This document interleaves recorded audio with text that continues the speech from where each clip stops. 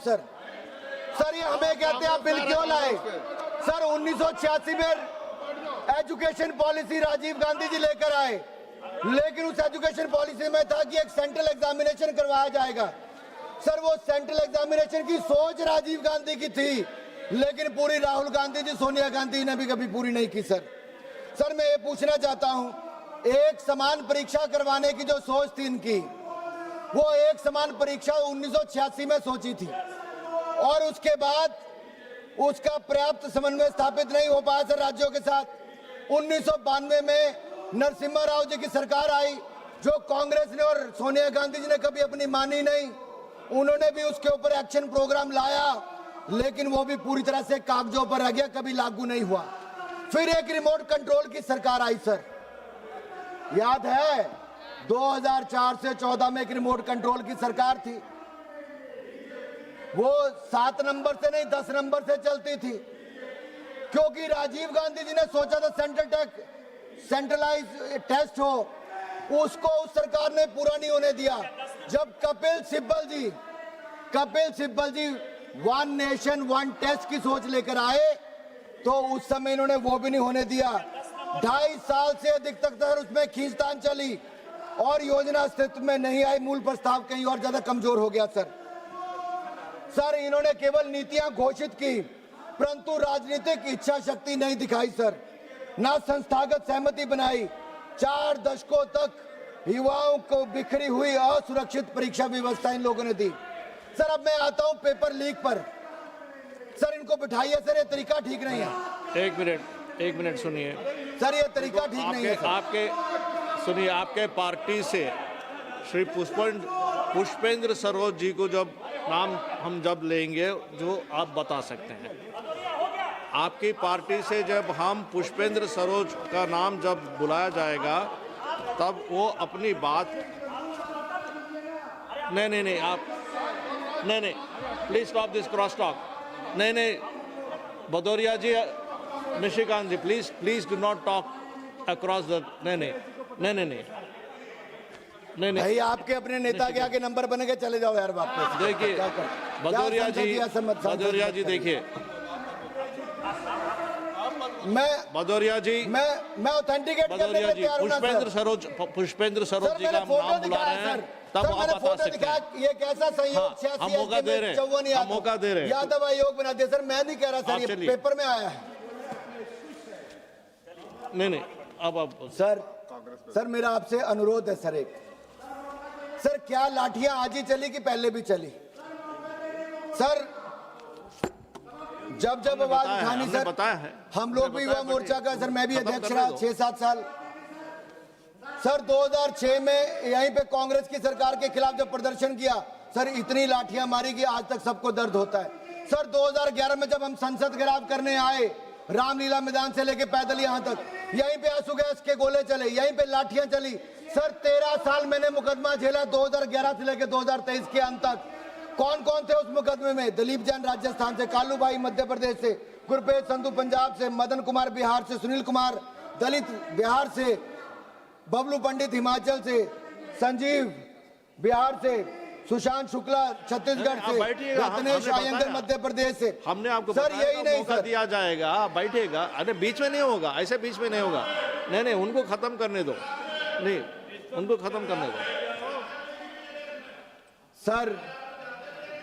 Sir यहाँ पे एक बात आई सर, पेपर लीक, भ्रष्टाचार और तिरंगे के सम्मान के लिए हमने सब पर आंदोलन भी किए, यात्राएं भी की।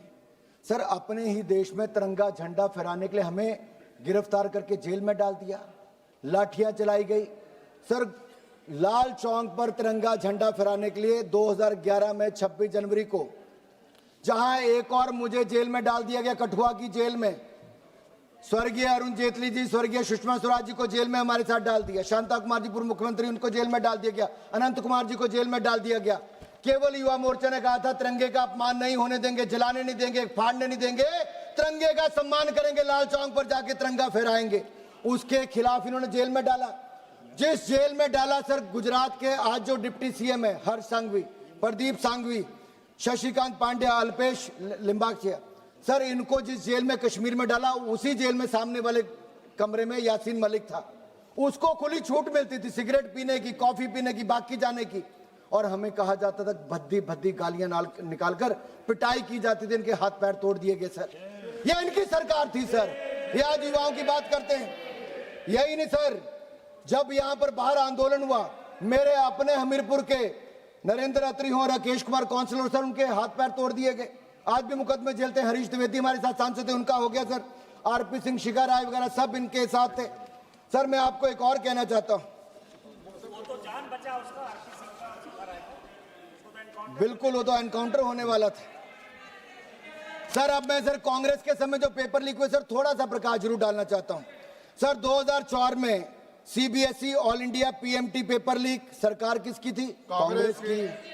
2006 CBSE class 12 accountancy paper leak सरकार किसकी थी? कांग्रेस की। 2006 AIIMS post graduate MBBS paper leak सरकार किसकी थी? कांग्रेस की। 2007 AIEEE paper leak all India engineering paper leak सरकार किसकी थी? कांग्रेस की। 2007 CBSE class 12 accountancy paper leak सरकार किसकी थी? कांग्रेस की। 2007 आईसीआई सीपीटी पेपर लीक सरकार किसकी थी? कांग्रेस की। 2008 पीएमटी पेपर लीक सरकार किसकी थी? कांग्रेस की। 2009 common law admission test paper leak सरकार किसकी थी? कांग्रेस की। 2009 railway recruitment board paper leak सरकार किसकी थी? कांग्रेस की। 2009 हरियाणा पेपर लीक सरकार किसकी थी? कांग्रेस की। 2011 एआईई पेपर लीक सरकार किसकी थी? कांग्रेस की। 2012 एम्स एमबीबीएस पेपर लीक सरकार किसकी थी? कांग्रेस की। 2012 JK medical entrance exam paper leak सरकार किसकी थी? कांग्रेस की। 2012 Mumbai university exam paper leak सरकार किसकी थी? कांग्रेस की। 2012 railway group D paper leak सरकार किसकी थी? कांग्रेस की। 2013 Maharashtra high secondary certificate exam paper leak सरकार किसकी थी? कांग्रेस की। 2013 Rajasthan administrative services paper leak सरकार किसकी थी? कांग्रेस की। 2013 कर्नाटका पीयूसी पेपर लीक सरकार किसकी थी? कांग्रेस की।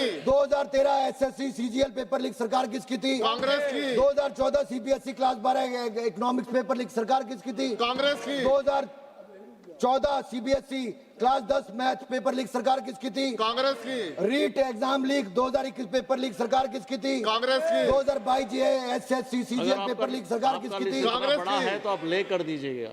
क्या सर? सर अभी तो सर अभी तो मैं आप ले कर दीजिए सर, अभी मैं केंद्र का बता रहा हूं।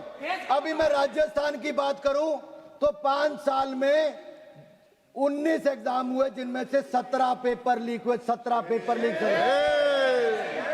पढ़ा दूं सर, गिनवा दूं? नहीं, आप कंक्लूड कीजिएगा प्लीज। नहीं सर, गिनवाना तो पड़ेगा सर, रिकॉर्ड पे आ जाए। नहीं, आप नंबर बोल दीजिए, संख्या बोल दीजिए और आगे चलिए। अरे sir, she wants to, you don't believe it, I am authenticating it.